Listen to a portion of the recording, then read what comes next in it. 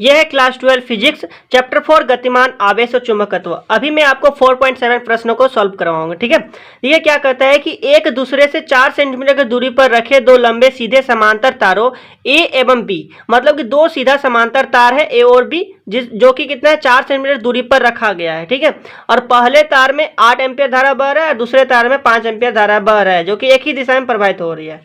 ठीक है, तार ए के 10 सेंटीमीटर खंड पर, सेंटीमीटर है मीटर में बदल लेंगे, खंड पर बल का आकलन कीजिए। मतलब सबसे पहले दोनों तारों के कारण फोर्स हम लोग निकालेंगे, उसके बाद 10 सेंटीमीटर तार ए के कारण 10 सेंटीमीटर पर हम लोग फोर्स निकालेंगे, मतलब उसको हम लोग एफ डैश मान लेते हैं। ठीक है, तो उसमें हम लोग जो फोर्स जो हमारा निकला है उसमें हम लोग 10 सेंटीमीटर, सेंटीमीटर मतलब इसको मीटर में बदल करके यदि गुना कर देंगे ना तो हमारा आंसर निकल जाएगा कि ए से 10 सेंटीमीटर खंड पर बल का आकलन ज्ञात करें। तो उसी प्रकार से हमें निकाल लेना। आप लोग समझ चुके हैं, कंसेप्ट क्लियर है। चलिए आपको मैं कॉपी में बताता हूँ। ठीक है, देखिए 4.7 को मैं आपको कॉपी में बताता हूँ। ये कॉपी में मैंने ये वाला प्रश्न को लिख लिया है यहाँ पर। देखिए ये वाला प्रश्न है। ठीक है, तो चलिए इसको मैं यहीं पर बताता हूँ कॉपी में, तो यहाँ पर आपको ज़्यादा समझ में आएगा। यहाँ पर मैं समझाऊंगा आपको। देखिए क्या कहता है, एक दूसरे से 4 सेंटीमीटर की दूरी पर रखे दो लंबे सीधे समांतर तार ए और बी। ठीक है, सीधा समांतर तार बना रहे हैं ए और बी।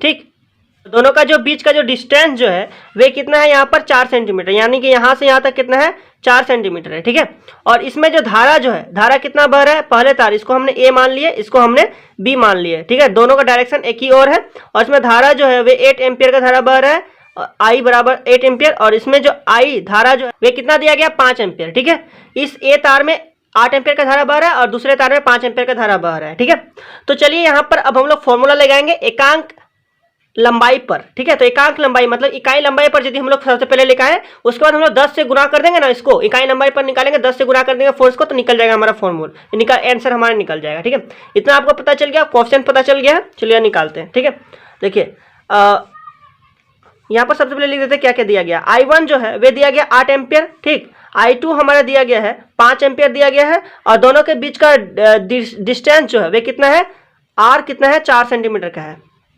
ठीक, इतना दिया गया है। चलिए अब हम लोग इकाई लंबाई पर फोर्स निकालते हैं सबसे पहले। तो न्यू नॉट बाय 4 पाई इकाई लंबाई का फोर्स निकालेंगे। फॉर्मूला क्या होता है, new naught by 4 pi 2I1 I2, आप लोगों को तो पता है ये वाला 2I1 I2 बाय आर, यही ना होता है। एफ बराबर mu naught by 4 pi 2I1 I2 by r. ठीक है, तो न्यू नॉट बाय 4 पाई का मान पता है आपको 10⁻⁻7 होता है, और ये वाला का मान पुट अप किया 2 हो गया। I1 कितना दिया गया हमारा 8 एम्पियर दिया गया, इंटू I2 कितना दिया गया है, I2 5 एम्पियर दिया गया। ठीक है, बाय आर, तो आर का मान कितना है यहाँ 4 सेंटीमीटर, सेंटीमीटर को मीटर में बदलेंगे, 4 × 10⁻⁻2 कर देंगे, मीटर में बदल गया, तो यह 4 × 10⁻⁻2। ठीक, ये वाला देखिए ये वाला कट रहा है हमारे इधर, तो काट लेते हैं। 2 एकम 2 हो गया, 2 दूनी के 4 हो गया। ठीक है, ये 2 एकम 2, 2 4 8 हो गया। ठीक, तो इधर हमारा कितना हुआ 5 चौके 20, तो इधर हम लोग कितना लिखेंगे 20 × 10⁻⁻7, और ये ऊपर जाएगा तो कितना हो जाएगा -2, ऊपर जाएगा तो +2, मतलब +2 हो गया, तो ये हो जाएगा 20 × 10⁻⁻7 +2 इक्वल टू -5, कितना हो गया -5। ठीक है, समझ में आ रहा है ना, -5 हुआ यहाँ पर। अब ये वाला देखिए हम लोग लिखेंगे, यानी कि 20 के बाद या फिर 2 × 10 लिख सकते हैं ना, या फिर 20 के बाद यहाँ पर पॉइंट है, इस पॉइंट को इधर लाएंगे, बाएं ओर लाएंगे। तो बाएं ओर लाने के लिए इसमें हम लोग क्या करेंगे, एक जोड़ देंगे, बाएं ओर लाते तो मतलब एक जोड़ देते हैं, या फिर इसको ऐसे भी समझ सकते हैं कि 2 × 10 के रूप में है, 10⁻1 है, तो इसको इसमें जोड़ देंगे, तो 10⁻⁻5 में 1 जोड़ेंगे तो कितना हो जाएगा -4, है ना। तो इसी प्रकार हम लोग लिख सकते हैं 2 × 10⁻⁻4 न्यूटन।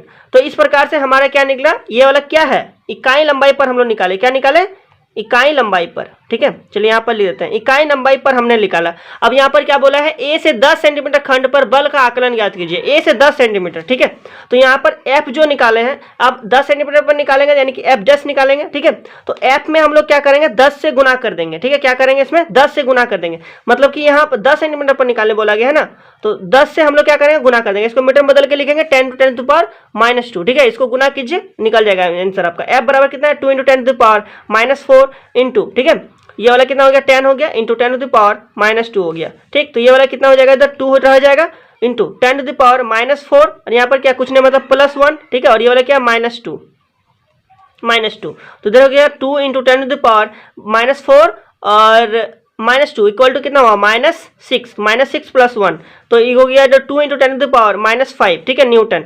तो ये हमारे निकला ए के 10 सेंटीमीटर खंड पर बल का आकलन, ठीक है, ए के 10 सेंटीमीटर खंड पर बल का आकलन यही निकाला था हमारा। तो यही हमारा क्या हुआ, फाइनल आंसर हो गया। ठीक है, आपको पता चल गया। ठीक है, तो यहाँ पर अब देखिए, यहाँ पर यदि मैं बताऊं कि इसका जो ये जो डायरेक्शन जो है, धारा इधर हमारा बह रहा है, दोनों में डायरेक्शन एक ही है, धारा के डायरेक्शन, तो इसमें मैं बताऊं कि इसका चुंबक क्षेत्र का डायरेक्शन किधर होगा। ठीक है, और यहाँ पर इसका बल आकर्षी बल होगा कि विकर्षी बल होगा, वो मैं बता देता हूँ। ठीक है, तो देखिए ये हम लोग सबसे पहले मैक्सवेल का नियम को लगाइए। तो दाएं हाथ का नियम मैक्सवेल का, इस वायर को इस प्रकार से पकड़े, धारा हमारे इधर बह रहा है, तो चुंबक क्षेत्र की डायरेक्शन किधर है, बाहर की ओर, मतलब यहाँ पर चुंबक क्षेत्र की डायरेक्शन आपको पता चल गया बाहर की ओर है। ठीक है, अब यदि यहाँ पर फ्लेमिंग का बाएं हाथ का नियम लगाए, ठीक है, तो फ्लेमिंग का बाएं हाथ के नियम के अनुसार यदि हम लोग देखें तो यहां से हम लोग बल का पता लगा सकते हैं कि बल इसमें आकर्षी होगा कि बल विकर्षी होगा। ठीक है, लोग फ्लेमिंग का बाम हस्त नियम का प्रयोग कीजिए, और उस बाम हस्त नियम मतलब कि बाम मतलब बाएं हाथ, ठीक है, तो बाएं हाथ के नियम के अनुसार आप लोग उस वायर में देखिए कि ये जो है हमारा जो है अंगूठा जो है वे किस डायरेक्शन को दर्शाता है, बल के डायरेक्शन को दर्शाता है। ठीक है,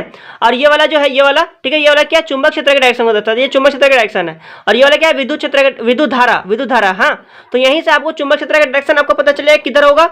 ठीक है, तो आप लोग बाम हस्त नियम के अनुसार, फ्लेमिंग के बाम हस्त के नियम के अनुसार यहाँ पर चुंबक क्षेत्र भी निकाल सकते हैं और यहाँ पर बल भी निकाल सकते हैं कि आकर्षी होगा कि विकर्षी होगा। तो आप लोग यहाँ पर प्रयोग कीजिए और आप लोग देखिए कि ये आकर्षी कि विकर्षी है, उसमें धारा क्या बह रहा है, ऊपर की ओर बह रहा है। तो मतलब इस अंगुली को हमें क्या रखना है, ऊपर की ओर, तीनों क्या है, एक दूसरे के 90, मतलब तीनों क्या है, 90 डिग्री पर रखना है। ठीक है, एक दूसरे के 90 डिग्री पर रखना है। तो इस प्रकार से आपको यहाँ पर पता लगा लेना कि बल क्या होगा, आकर्षी होगा कि विकर्षी होगा। ठीक है, ये वाला आपको खुद से प्रैक्टिस करना है। ठीक है, अपने यहाँ पर प्रैक्टिकली करके देखना है। ठीक है ना, अपने से देखना है। तो यहाँ पर देखिए चुंबक क्षेत्र जो है, वह चुंबक क्षेत्र, तो यहाँ पर आपको जो निकलेगा ना बल, तो बल कैसा निकलेगा, आकर्षकारी निकलेगा। ठीक है, आकर्षी बल होगा यहाँ पर। ठीक है, तो यहाँ पर आप लोग लिख सकते हैं कि बल यहाँ पर आकर्षण होगा, और जो चुंबक क्षेत्र की दिशा जो है, वह चुंबक क्षेत्र की दिशा क्या होगा, किधर होगा, बाहर की ओर होगा। ठीक है, तो यहाँ पर चलिए आपको मैं बता देता हूं, चुंबकीय